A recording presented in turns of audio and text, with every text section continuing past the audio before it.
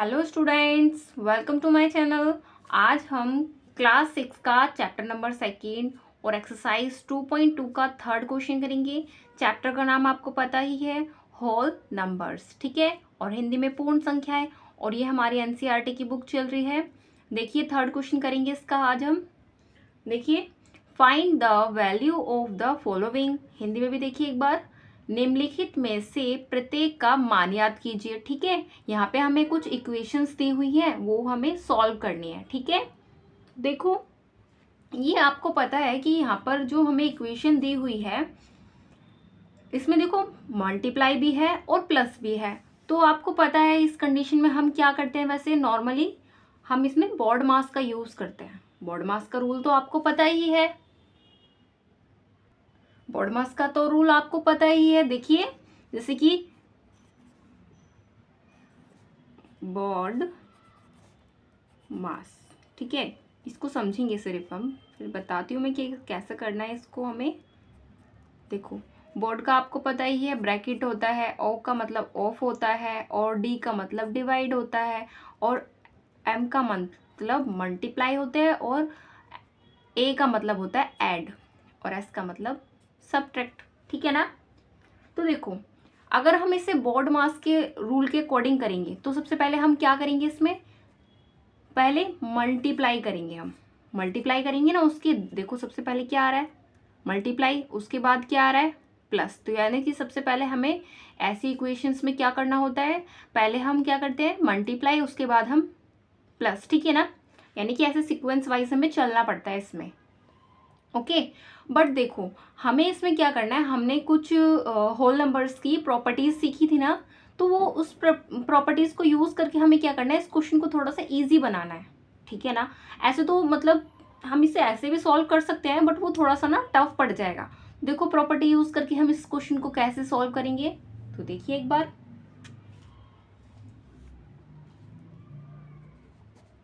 ये तो आपको पता ही है, देखो ये मल्टीप्लाई है, ये मल्टीप्लाई होगा। सबसे पहले तो हमने क्या करा, इससे ब्रैकेट बना दिया। ठीक है ना, तो देखो एक चीज यहाँ पर नोट करो, तो इस ब्रैकेट में देखो कॉमन क्या है, इसमें भी ये वाली डिजिट आ रही है और इसमें भी ये वाली डिजिट आ रही है। तो मैं इसमें क्या कर सकती हूँ, इससे मैं बाहर लिख सकती हूँ ब्रैकेट के, यानी कि हमने ये कॉमन ले लिया। अब हमारे पास क्या डिजिट बची, 17 और 3, और इन दोनों में क्या था, प्लस है ना, तो यहाँ पर हमारा प्लस का साइन आ जाएगा। समझ में आया इतना, ठीक है ना। तो देखो हमने क्या करा, इसमें कुछ नहीं किया, हमने सिर्फ इन ये यहाँ पर दो थे, तो हमने इसमें से एक बाहर ले लिया है और इनको ब्रैकेट में ही रहने दिया है। ठीक है ना। अब देखो मतलब हम इस दोनों चीज को ना ऐसे भी लिख सकते हैं, इसका मतलब भी यही है कि इसकी मल्टीप्लाई एक बार इससे और एक बार इससे, तो इसको शॉर्ट में हम ऐसे लिखते हैं। तो इससे हमारा क्वेश्चन थोड़ा सा इजी हो जाएगा। कैसे होगा, देखो पहले हम क्या करते हैं, ब्रैकेट सॉल्व करते हैं। तो देखो ब्रैकेट सॉल्व कर लो तो क्या होगा, 17 और 3 को प्लस करेंगे तो क्या आएगा, 20। अब मल्टीप्लाई क्या करेंगे, 297 से मल्टीप्लाई कर देंगे। तो देखो ये कितना इजी हो गया ना, अब 20 आ गया, 0 हम क्या करेंगे, 2 से मल्टीप्लाई कर दो, लास्ट में 0 लगा दो, तो क्या आएगा, 2 7 जा 14 होता है, कैरी लगा 1, 2 9 जा 18 और 1 19, कैरी लगा 1, 2 2 जा 4 और 5। ठीक है, और ये वाली 0 यहाँ पर आ जाएगी हमारी। ठीक है ना, तो देखो ये हमारा आंसर सॉल्व हो गया ना। अब प्रॉपर्टी देखो कैसे यूज हुई है, आपको याद है प्रॉपर्टी, डिस्ट्रीब्यूटिंग प्रॉपर्टी हमने की थी, वितरण वाली। ठीक है ना, जिसमें क्या था, ए मल्टीप्लाई क्या था, बी मल्टीप्लाई सी। याद आया कुछ, ठीक है। तो उसके इक्वल में क्या लिखा हुआ था, ए बी प्लस सी। तो देखो ये वाली ये इक्वेशन तो सेम ही बन रही है, ए यहाँ पर बी और ये सी। आए ना समझ, ठीक है। तो बाकी के क्वेश्चंस भी हम ऐसे ही करेंगे। देखो तो नेक्स्ट क्वेश्चन देखिए, देखो यहाँ पर भी सेम ही दे रखा है, हम इसे ब्रैकेट में क्लोज कर देंगे। ठीक है, अब देखो यहाँ पर भी सेम कॉमन है, ये वाले डिजिट यहाँ कॉमन है। ठीक है ना, तो क्या करेंगे, इसको भी हम बाहर लिख लेंगे। ठीक है, अब क्या करेंगे, 9 2 प्लस 8। ठीक है ना, अब क्या होगा, देखो ये भी इजी हो जाएगा यहाँ से।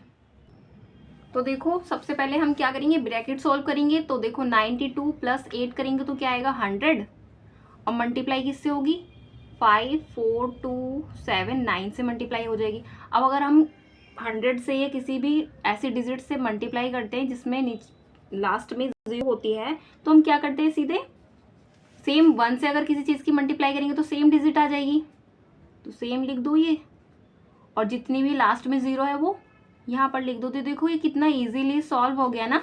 इसमें भी सेम प्रॉपर्टी लगी है, देखो कैसे, ये क्या है a, यहाँ पर क्या है ये a, यहाँ पर बस ये थोड़ा सा आगे पीछे हो गया, बाकी चीज़ें सेम ही है, ठीक है ना। देखो b और यहाँ पर क्या है ये c, मल्टीप्लाई, इनमें से हमने कॉमन लिया क्या a, और यहाँ पर b और c, ठीक है ना, समझ में आया। ये आपको लिखना नहीं है, ये लिखना नहीं है, अगर आप सॉल्व करोगे तो सिर्फ इतना ही सॉल्व करना है, बाकी बस ये समझाने के लिए था, ठीक है ना। नेक्स्ट क्वेश्चन देखिए, यहाँ पर क्या है, यहाँ पर भी सेम कॉमन है। पहले तो ब्रैकेट बना लेंगे, तो देखो ये वाले डिजिट क्या है कॉमन, तो इसको क्या करेंगे हम बाहर लिख देंगे, और ब्रैकेट में क्या आएगा 169 माइनस 69, यहाँ पर माइनस है, ठीक है। तो सबसे पहले हम क्या करते हैं ब्रैकेट सॉल्व करते हैं, तो इसको इसमें से माइनस करोगे तो 100 आ जाएगा, और मल्टीप्लाई क्या है 81265, ठीक है ना। अब देखो 100 से मल्टीप्लाई करेंगे तो सेम डिजिट आ जाएगी, लास्ट में 0 ऐड हो जाएंगी बस, तो 8126500, देखो ये कितना इजीली सॉल्व हो गया है ना प्रॉपर्टी ऐड करके। नहीं तो हमें क्या करना पड़ता, पहले इसकी मल्टीप्लाई करनी पड़ती, फिर इसमें से इसको माइनस करते, फिर मल्टीप्लाई करते, तो ये बहुत बड़ी इक्वेशन बन जाती है। देखो लास्ट क्वेश्चन, लास्ट क्वेश्चन में देखिए यहाँ पर हमें काफ़ी सारे डिजिट्स दे रखे हैं, यहाँ पर कितने 1 2 3 4 5 6 डिजिट है, तो इसमें कैसे कॉमन लेंगे, तो यहाँ पर तो हमें कुछ कॉमन दिखाई नहीं दे रहा है, तो हमें यहाँ पर क्या करना पड़ेगा, डिजिट के फैक्टर करने पड़ेंगे। कैसे, देखो ये बड़ी डिजिट है ना, तो इसको लिखेंगे देखो साइड में 4 5, तो देखो ये किससे डिवाइड हो सकती है, 5 से हो सकती है ना, 5 7 जा 35, क्या बचा 3, ठीक है। तो क्या आएगा 5 6 जा 30, अब 4 इधर चला गया तो क्या आया 5 9 जा 45, ठीक है। तो ये फैक्टर हो गया ना, तो इसको मैं ऐसे भी लिख सकती हूँ, कैसे 7 6 9 मल्टीप्लाई 5, ऐसे लिख सकती हूँ इस डिजिट को, ठीक है ना। अब हमारे आगे की डिजिट लिखेंगे मल्टीप्लाई 5, ठीक है, और आगे की लिखेंगे 7 8 2, तो ये देखो एक ब्रैकेट बन गया ये वाले डिजिट का और एक ये वाला, तो इसको भी ऐसे ही कर देंगे हम, यहाँ पर प्लस कर देंगे। अब देखो यहाँ पर ये सेम डिजिट आ गई यहाँ पर, तो लिख दो पहले तो इसको सिंपल 6 9 मल्टीप्लाई 2 5 मल्टीप्लाई 2 1 8, ठीक है ना।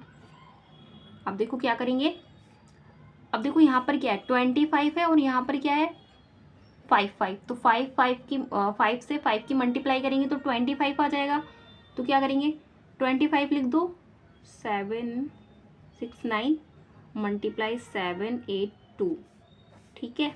ये प्लस कर दो यहाँ पर, बाकी की डिजिट अभी सेम लिखेंगे क्योंकि हमने यहाँ पर इसको सॉल्व किया है ना, यहाँ पे कुछ नहीं हुआ है इसलिए सेम नोट करना है यहाँ पर, मल्टीप्लाई 2 1 8, ठीक है ना, ये रफ था सॉरी, ठीक है।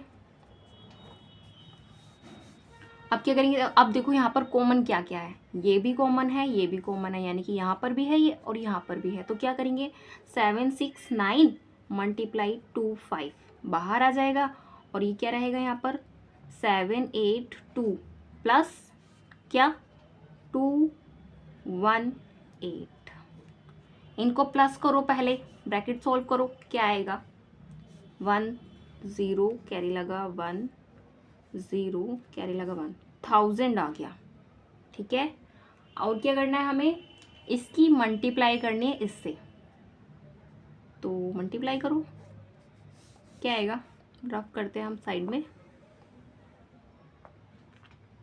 7 6 9 2 5 5 9 सा 45 5 6 30 और 4 4 3 35 36 37 38 38 मल्टीप्लाई टू 18 कैरी लगा 1 13 3 14 और 15 तो क्या है 5 8 12 कैरी लगा 1 12 कैरी लगा 1 5 3 8 और एक 1 9 और ये ठीक है क्या आया 1 9 2 2 5 ठीक है ना।